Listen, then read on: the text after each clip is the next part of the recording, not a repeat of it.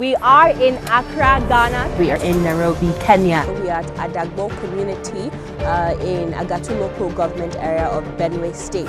I'm here with the Galadima of Gandoma, which is a predominantly Fulani community here in southern Kaduna. We are at the IDP camp in Area 1, Abuja, Duromi.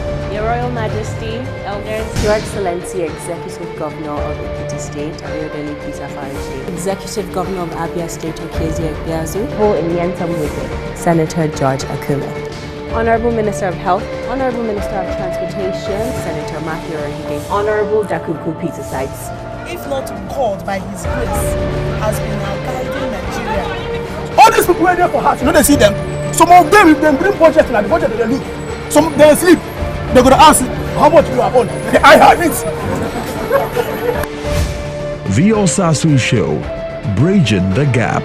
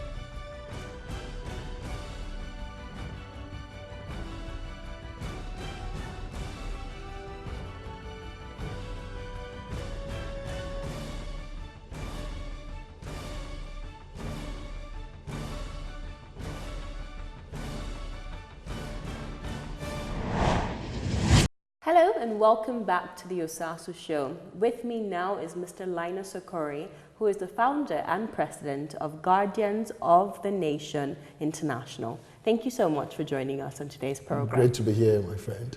So can you tell me, how did the name come about and why is your core focus on youth leadership? I was 19 years old and just finished high school. And I had a great burden for Nigeria. I'd been thinking about the deficit of leadership capital that has hit our great country. And right from there, I began to think, what could I do differently to rebuild this country? It was in the process that I had a conversation with a gentleman called Mr. Chudu Onozo. We met at the State Commissioner for Finance residence at that time, and then we started talking. And when we shared the ideas, he said, this is a very beautiful idea, so why don't we call it Guardians of the Nation International. Got me. And that's how we decided to call that name, because we're thinking about leaders drive the values of any nation. And so we need leaders that can think in the context of being guardians. The values, they guide the values of nations and everything. Imagine if we have leaders that have that capacity to guide the values of our country, and the country will be a great country. So that's how that name came about. I completely agree with you. And as a matter of fact, in your book called Footprints, Leading Beyond Today, you said on page 36, I believe, leadership has a purpose and that purpose is service. Absolutely. Do you think this definition of leadership is an example of what we have in our country today? Absolutely no. And that's why I've always, said it everywhere that there's the need to groom the next generation of leaders that can think differently, that can think in the context of life is about leaving a legacy. And the legacy is about consistent service that is delivered over time. Show me anybody who has been able to make a difference in our world. I'll show you somebody who has served a generation. And so you need a critical mass of people with a great hunger to serve, whether it's at a public level or at the private level, whether it's at the local government or it's at the governorship level or the presidential level or civil service, that people look at position as a place where they can have the opportunity to provide service. So when people think in the context of service, then value can be delivered. And so the challenge of leadership in our country over a long time, we could see primarily all over the place we go to see deficit of service. And even customer service in institutions and banks. You could see them lacking because individuals, have not, really embraced the meaning of opportunity to actually bring value to people. And so that is service. So there must be a service mentality. And that's why anybody who's seek to occupy public position must, from the day one, have a motive that is, if I'm given the opportunity to be elected or appointed into any office, my job will be to stretch myself beyond limit to serve the common good, not to serve the few, not to serve some people, or to serve self. So it is the rise of the surge for self-service and self-aggrandizement that has led this country where it is. How could you explain a country that is so blessed with huge resources as we are blessed with great people, and yet the people are in poverty?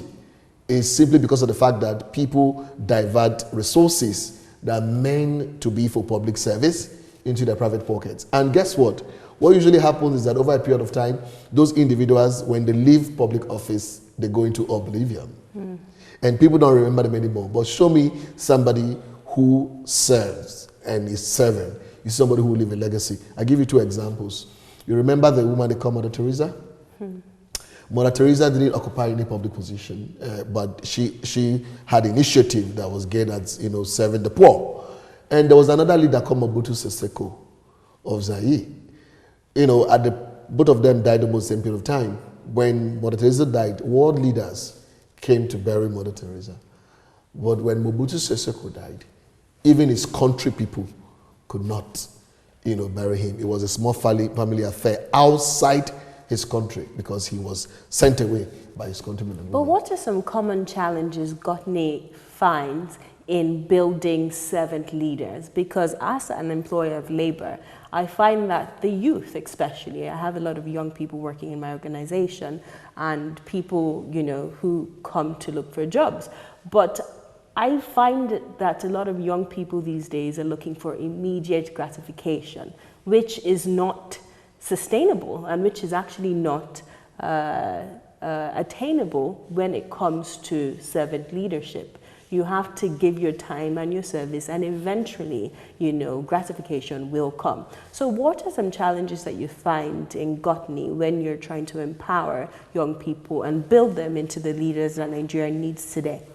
Usually, young people that have grown over time, most of them have been looking for role models and mentors that can inspire them, teach them something they don't know, that they can be better.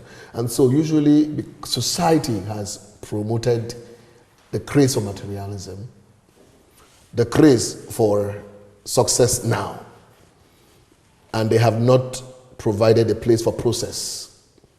They've not provided a place for delayed gratification. And so a lot of young people have grown in that environment, and so they have adopted certain culture as a way of life. And so that's where Gotney comes in. Gotney comes in with a message and puts young people in a space of dealing with their mindset, training them, investing time and resources, providing a mentoring opportunity for these young people and show them the other part of service, the other part, the benefits of going through process.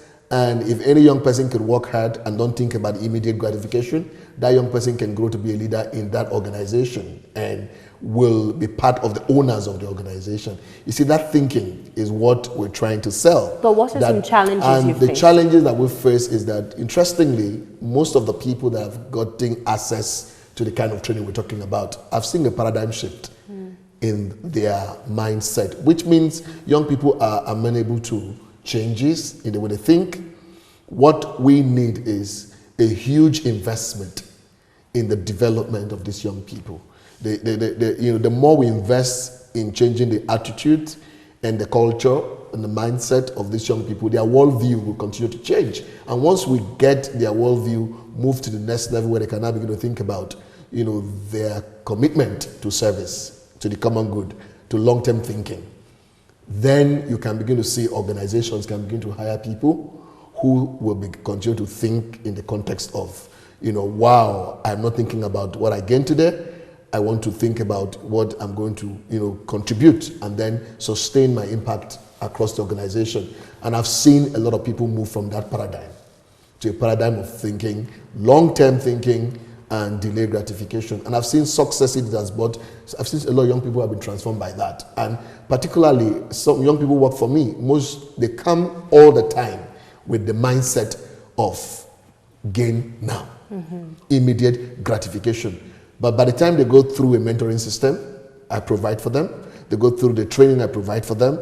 I see them. They want to give more. They want to do more. They begin to own that system. A lot of them, sometimes I'm not in the country or I'm not even in the office, and I see them go the extra mile to get things done. So instead of just complaining and generalizing the context to say, oh, young people in this country are not really thinking about immediate or a long-term thinking, we can now begin to help those young people, invest in them more, create opportunity for their growth process to happen.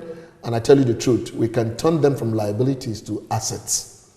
And the young people of this country, if they go through the process of training and investment, they'll come out to be assets to this country. Trust me. I completely agree. On that note, let's take a short break, and when we return, more with Mr. Linus Okori. Don't go anywhere.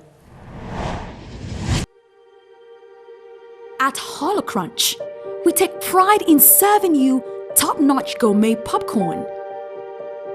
Made from the finest ingredients sourced locally and around the world. Fluffed and coated in our sweet, sweet caramel.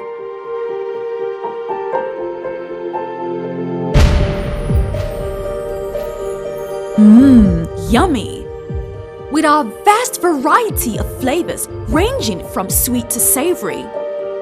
Caramel, coconut caramel, sweet and salty, confetti, and lots more. You are spoiled for choice. Holocrunch, crunchy, yummy goodness.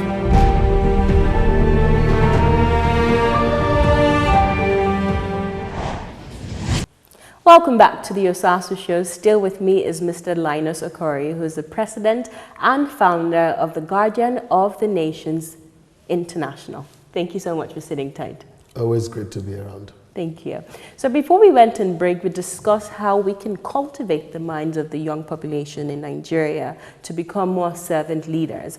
Now, in perspective of what's going on in the nation, there has been a call for young people to emerge into more leadership positions. Given the fact that the current president is 74 years old and, he's currently ill, a lot of young people are coming together to galvanize support for other young leaders to emerge in political positions. What do you think is the hindrance, other than the fact that our constitution states the president has to be 40, a senator has to be 35, a governor 35, House of Representatives 30, and State House of Assembly 25. What other provisions do you believe is going on that would hinder young people from emerging in this leadership position? For me, first of all, is the general perception of young people as not prepared for leadership. If you go to the political class, specifically, the political parties, most of the time, have this unwritten code that, young people are not really prepared. And for me, I find that very interesting, and most of the time when I hear those kinds of comments, I'm like, I put it back to the young people again to say, nobody in the history of civilization will be in a place where he's enjoying and having good life and says, I'm tired of having good life. Hey, come and join me, or come and exchange with it doesn't happen that way. Greatness is something that is sought for. There have been cases in this country where young people have emerged in the National Assembly and even emerged as governors, over a period of time. And one of the things that I found out is that, this old tradition of deficit of leadership capital has caught up with them. So if there will be an emergence of new set of young people, my thinking will be that we'll have to qualify those young people in my own thinking. I would want to see young people who deliberately on their own, without anybody asking them to begin to get interested those who are called to be in the parliament, those who are called to run for offices on their own should grow their own, they should begin now to grow their own relevance in their constituencies, in their environment. Let people see. Let them not come in with the mindset of somebody will give me the opportunity.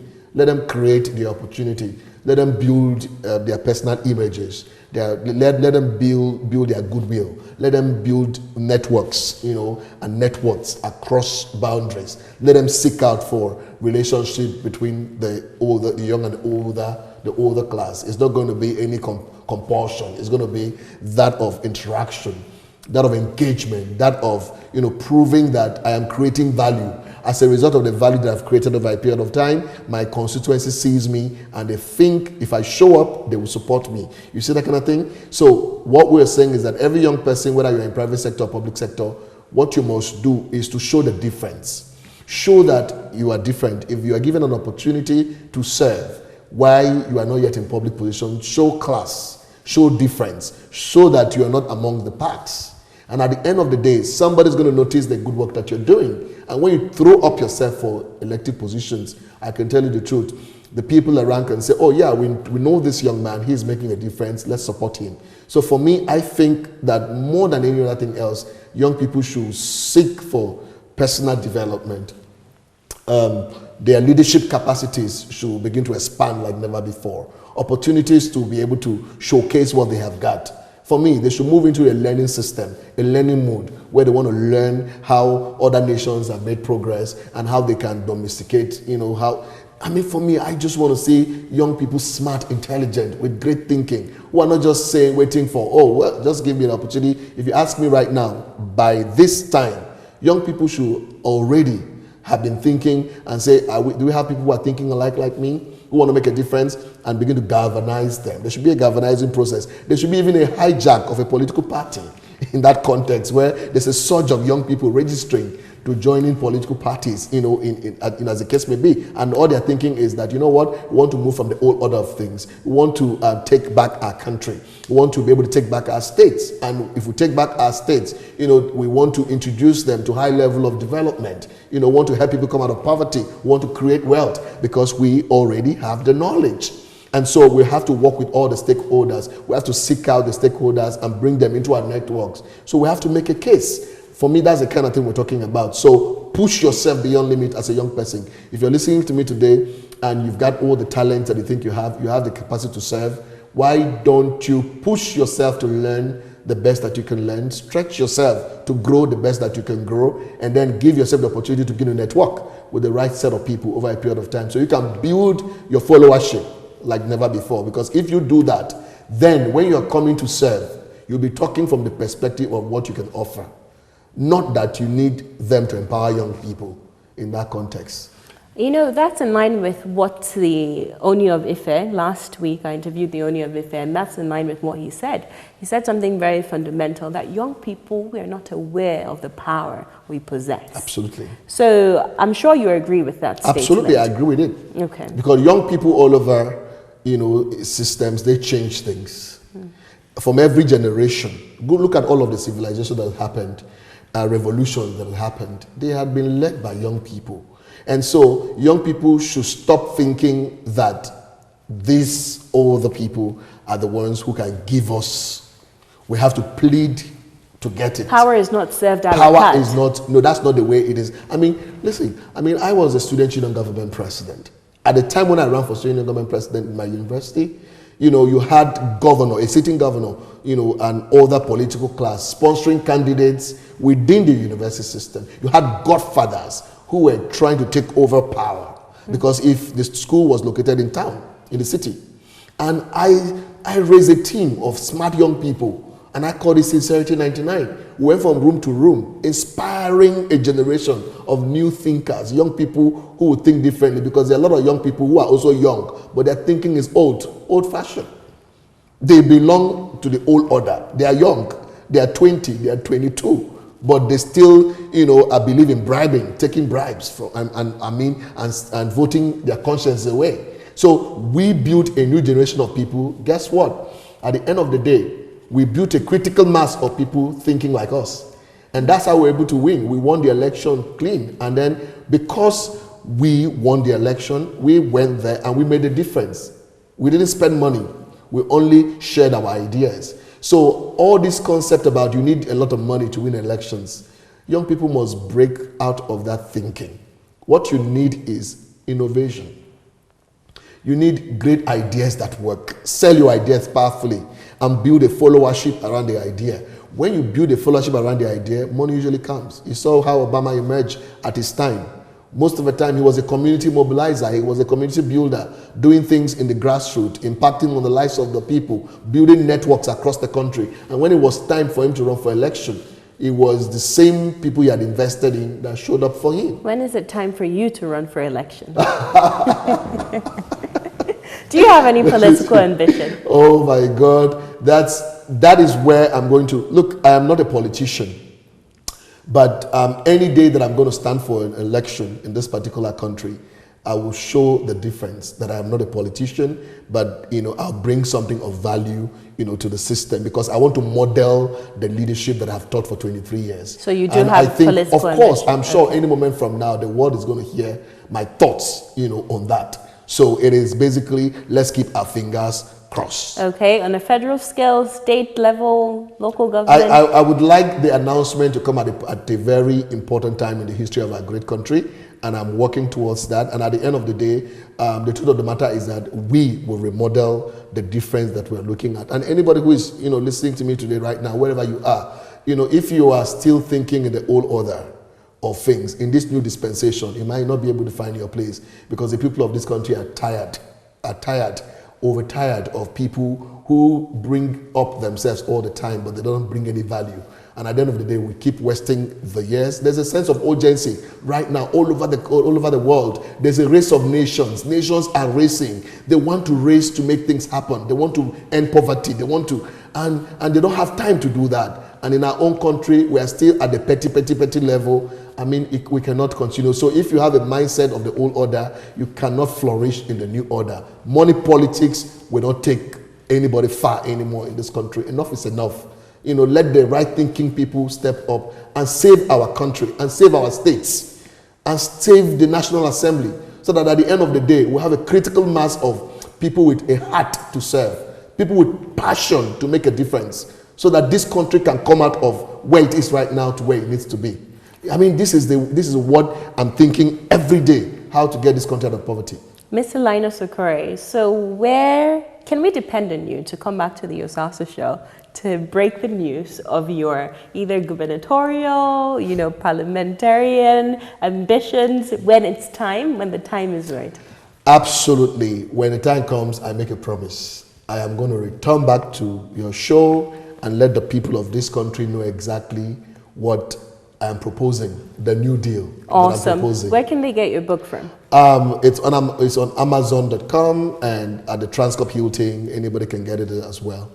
Thank you so much, Mr. Linus Okorie. That's it for today's program. I hope you were able to pick up a lesson or two from today's quick leadership sermon, I guess. For extended clips of this interview, you can visit our website, www.tostvnetwork.com. To find out more news on Gotney, you can also visit their website and check out their social media pages. All the details are on the screen. I'll see you same time, same place next week. And until then, don't forget to follow us on social media at The Osasu Show, at TOS TV Network, at Osasu Igbenedion on Instagram, Facebook, and Twitter. Take very good care of yourself, and God bless you.